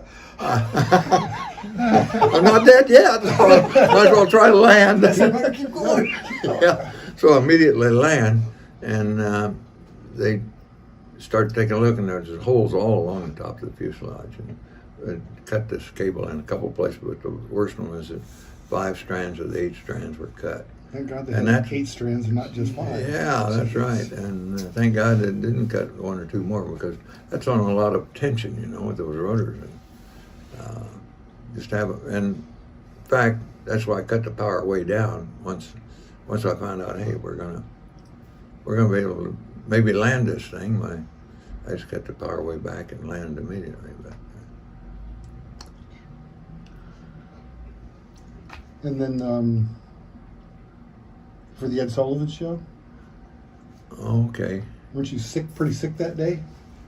Yeah, I went to New York. We went to a bunch of plays, and the reps from Boeing sponsored that, and so they took me all over, wine and dining in the best restaurants and what have you. And the weather was crappy. That was in November, December, I think, or January, February, and you know New York is crappy weather, and so I caught cold. And the night I was on the Ed Sullivan Show, man, I was so stopped up I could hardly talk. And,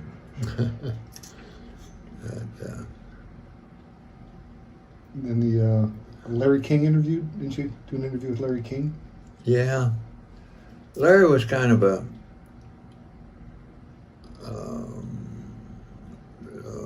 what am I trying to say? A braggart and wanted to make a name for himself. And So this was asked me- early in Larry's Yeah, career? early in his career, and he was being as sarcastic in some ways as he could be, and talking about the Marine Corps traditions and stuff like that. And I said, well, Larry, I'm here alive today because of Marine Corps traditions. And the guys supported me tooth and toenail, and I supported them. That's the way it is. But that wasn't all that pleasant an interview. He was probing, you know, and I was getting back kind of skittish to what I was going to say because of being taped and broadcast around the Now we're world. going to cut it up. Yeah.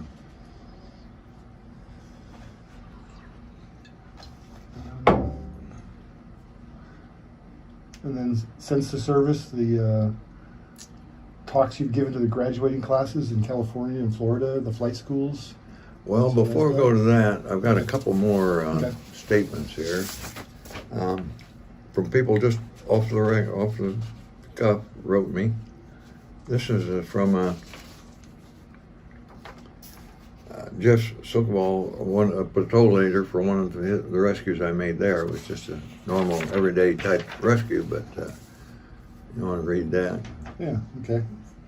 And this is from Jeff Savelcool. Yeah, Savelcool. close enough. Okay, it says, hi Dave, this is a tribute to your bravery. Today, June 30th, marks the 33rd anniversary of the Team Striker crash. It is the day I set aside to remember my teammates, lost and never recovered, still resting on a hillside and land far away. To thank from the bottom of my heart the brave men who put their lives on the line to extract us. We were wounded, helpless, and defenseless. You stayed on station under heavy fire till you had us all out. That act of courage saved our lives. For that I'm eternally grateful. The area was crawling with NVA. You could have waved off. You didn't. Capital letters, thank you, Dave Althoff. I would ask you all to take just a moment of your time to reflect back on Team Striker, say a few words for our lost brothers and their families, and to ask for success for those who are at this moment at our crash site looking for my teammates. Today I'll fly the Tin Buzzard over and spend the day with the Allen family. We will talk of Merrill. We will remember Team Striker. It will be a good day. Semper Fidelis, my brothers. You will never be forgotten. Jeff Savelcool, Striker. And I don't even remember the hop. One of many. You know, those are something like that. Make you All right. keep those. and Taking make a break here for a second. Okay.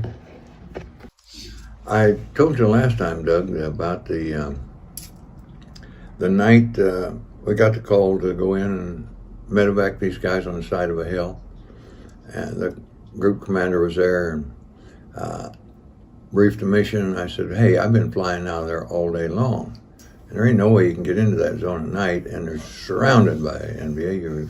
It's a suicide mission, Colonel." And after a bit, he said, "Okay, if you're afraid to go, I'll get another squadron to do it." So that's when I said, "Well, I'll tell you what. You jump in the left seat with me, we'll go." So this is Jack Alexander was my co-pilot. That's what he wrote me some years ago. After PJ died, he wrote me this letter. Okay. Dear Dave, Judy Alexander and I send our heartfelt condolences. I was able to attend the Arlington burial ceremony for Colonel Shadrick, our Flying Tiger combat leader, on July 16th. As a bugler played taps and the riderless horse stood by, I could not believe how many thoughts and recollections of Viet Nam raced through my mind. And paramount in those replays was you, Dave Althoff, motivating, leading in the air, and supporting all the young warriors of the moment. You were standing with all of us, with the Group CO, who was demanding we launch in 0-0 conditions from Quang Tri to 0-0 at Khe Sanh in the middle of a rainy night. There was an indication by O.V. Galantine that the Flying Tigers were cowards and afraid to go. You thought a moment and said, "Colonel, we'll be happy to launch, but I know you will want to be with us in the left seat of the lead aircraft with me."